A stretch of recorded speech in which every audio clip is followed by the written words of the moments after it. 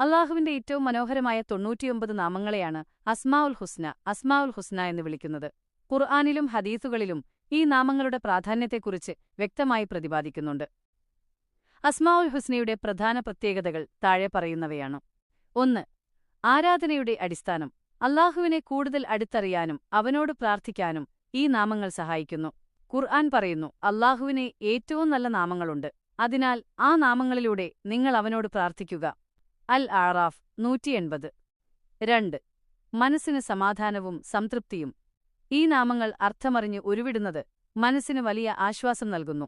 ഉദാഹരണത്തിന് അർ-റഹ്മാൻ പരമകാരുണികൻ, അർ-റസാഖ് ഭക്ഷണം നൽകുന്നവൻ തുടങ്ങിയ നാമങ്ങൾ അള്ളാഹുവിനോടുള്ള വിശ്വാസവും പ്രതീക്ഷയും വർദ്ധിപ്പിക്കുന്നു.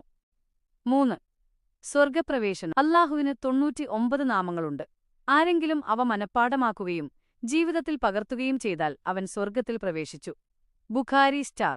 ഇത് കേവലം കാണാതെ പഠിക്കൽ മാത്രമല്ല, ആ നാമങ്ങളുടെ അർത്ഥം ഉൾക്കൊള്ളുകയും അതനുസരിച്ച് ജീവിക്കുകയും ചെയ്യുക എന്നതാണ്. 4. പ്രാർത്ഥനകൾക്ക് ഉത്തരം ലഭിക്കാൻ.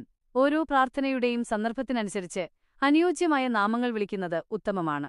മാപ്പിനായി യാ ഗഫൂർ, യാ ഗഫൂർ. ഭക്ഷണത്തിനായി, അഭിവൃദ്ധിക്കായി യാ ഗഫൂർ. റസാഖ്. അറിവിനായി യാ അലീം, യാ അലീം. 5. ഗുണങ്ങൾ പകർത്താൻ സഹായിക്കുന്നു. അള്ളാഹുവിന്റെ നാമങ്ങൾ പഠിക്കുന്നതിലൂടെ അവനിലുള്ള കാരുണ്യം, വിട്ടുവീഴ്ചാ മനോഭാവം, നീതി തുടങ്ങിയ ഗുണങ്ങൾ സ്വന്തം ജീവിതത്തിൽ പകർത്താൻ വിശ്വാസിക്ക് പ്രചോദനം ലഭിക്കുന്നു. അസ്മാഉൽ ഹുസ്നയിലെ ഏതെങ്കിലും പ്രത്യേക നാമങ്ങളുടെ അർത്ഥമോ അവയുടെ ഗുണങ്ങളോ വിശദമായി അറിയാൻ താൽപ്പര്യമുണ്ടോ?